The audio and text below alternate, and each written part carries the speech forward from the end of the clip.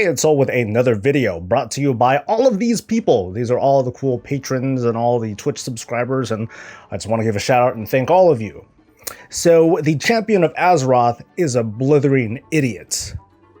Yeah, that kind of escalated sort of quick. I'm going to tell you why over the next couple of minutes, but first I want to remind you all that this is kind of a ranty sort of grumble fest over the current stuff in the 8.1.5 PTR, meaning that there's going to be spoilers, so beware. And some of what I'm going to talk about is not exactly fully fleshed out and complete, so I can't really fully dissect it. There's a lot of chatter about the old gods, the whispers, the madness, and oh gosh, let's talk about it endlessly like Pyromancer did, right? You know, right? Yeah, fist bump, Pyro, hi. But setting aside the data mine text, the voiceovers on YouTube and all that stuff, we don't really need to speculate on what's this grand scheme of the old gods when we have reliable people like this guy to just mess everything up. Seriously. The upcoming Crucible of Storms raid is preceded by a questline in 8.1.5, and this whole thing is all our fault. Like, there are so many opportunities to prevent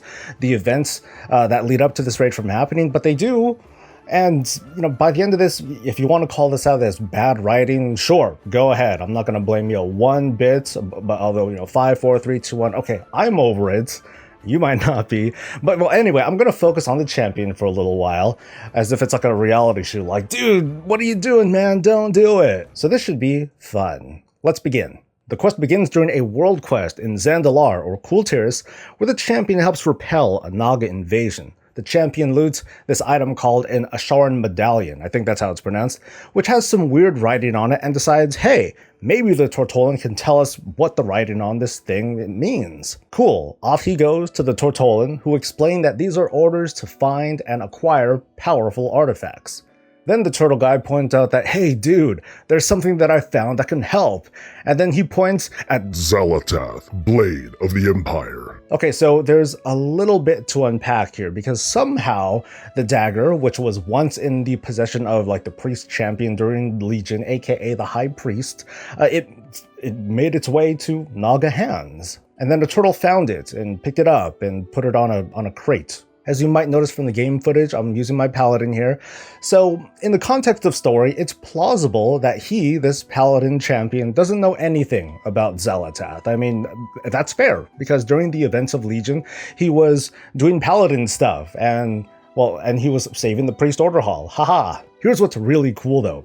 If you are playing as a priest and you're doing this quest line, the quest text and even the voiceovers, they change. So in the perspective of a priest, this turtle friend, he knows about the dagger. He knows its name, and he knows that it was wielded by a priest. So what would explain the high priest just tossing inside the dagger? It's all up to speculation, of course. I mean, maybe the priest left it in the care of others, like in the priest order hall, and then somehow it was later stolen. I think that's the most reasonable explanation. Of course, when we're looking at now, it doesn't quite explain why the priest, after discovering the dagger, why they just don't be like, oh my, it's here, I better return this back for safekeeping, like a smart person. At any rate, whether you're a priest or paladin or whatever, they take the dagger, they find this altar nearby, put it down, and then they watch as the dagger itself shudders and blinks, because, you know, it has a cute little eyeball. But the champion doesn't pay any mind to it. It's like, whatever.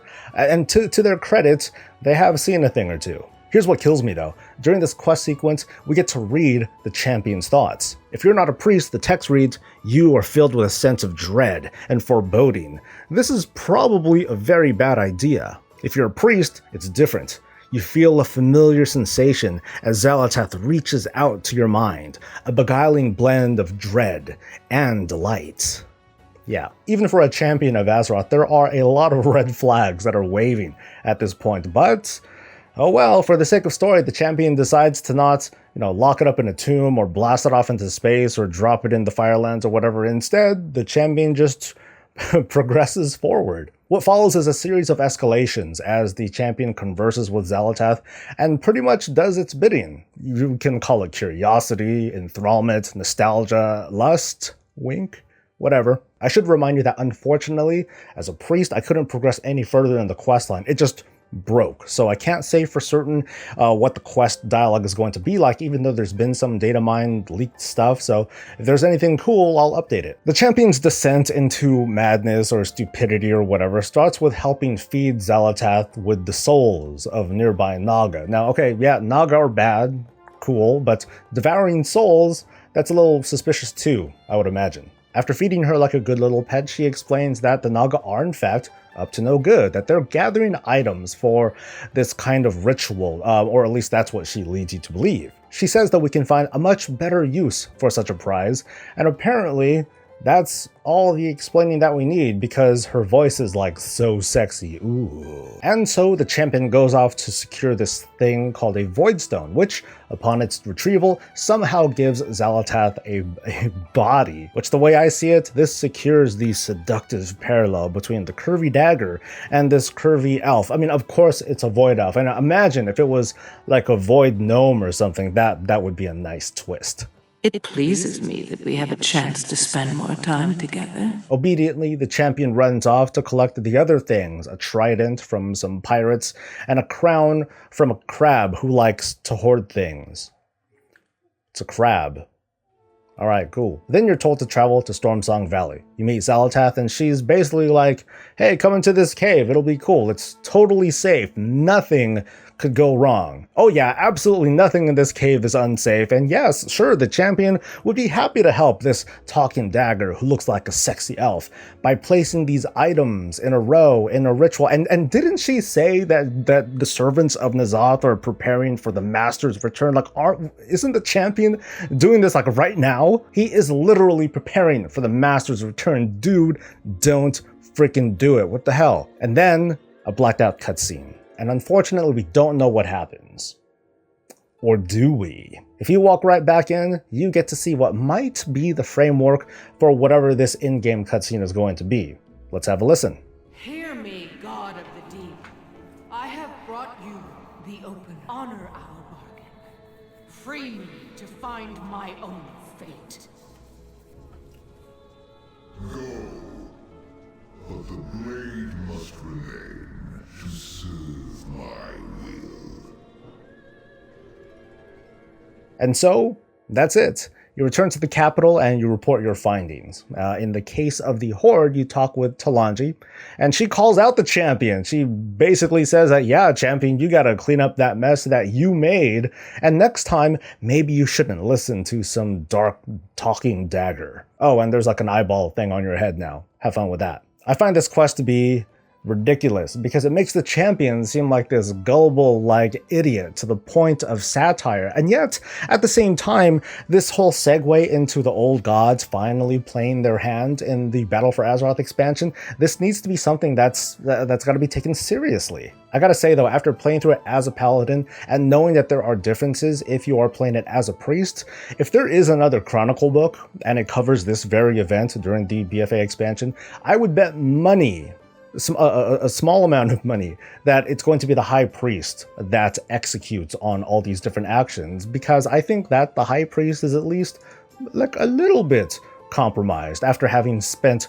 so many nights with Xal'atath, and then after spending so many more nights without her. Aww. So there are a few questions to ask based on what we're able to test. I know that there's a lot of data mine stuff, but as you know, I try to avoid that. One question is, what is the significance of these items, this Voidstone, the Trident, the Crown? During the final exchange, Xal'atath calls them the Opener, the Bringer of Truths, and the Torch that lights the way. Now, is she referring to like these items separately as a whole?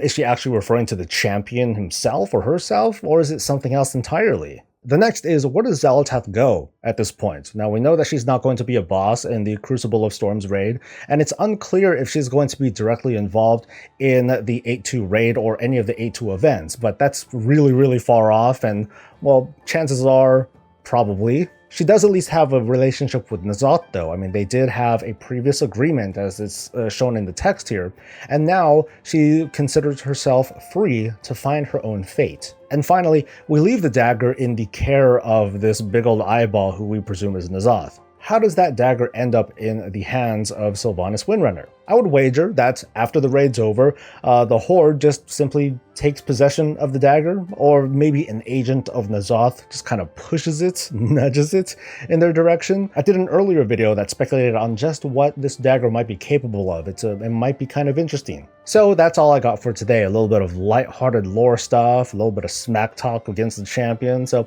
I hope you enjoyed yourself, and if you did, hit that like button somewhere in some direction, and of course subscribe for more of this and all things Warcraft. I'll see you next time when I talk about what I think is the theory of everything Warcraft. It might be a little interesting, so I'll see you then. Until then, though, stay safe, stay happy, and stay breezy.